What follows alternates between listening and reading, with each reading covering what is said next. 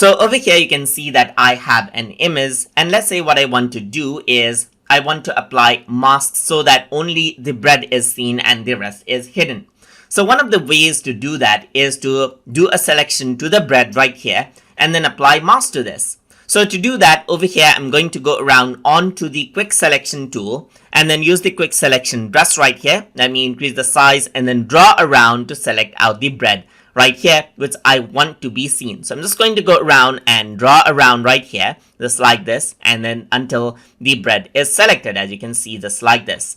So I'm going to go around and subtract out the selection as well. So I'm going to go to subtract right here and draw around the excess spot right here so it is not selected.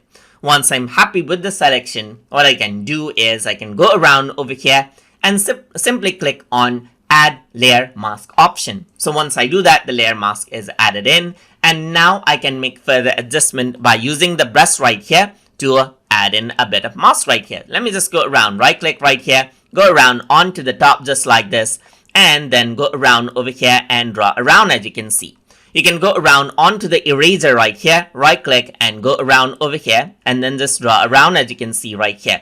So let me just go around, increase out the size right here, just like this, and then go around with the draw tool right here, and then I'm going to switch the color right here just like this, work around with the size and then draw around over here just like this. So if you were to go around and draw around over here, then this is what you have. So this is what you have, as you can see, just like this, and that is how you can turn selection to mask and make further adjustments to it.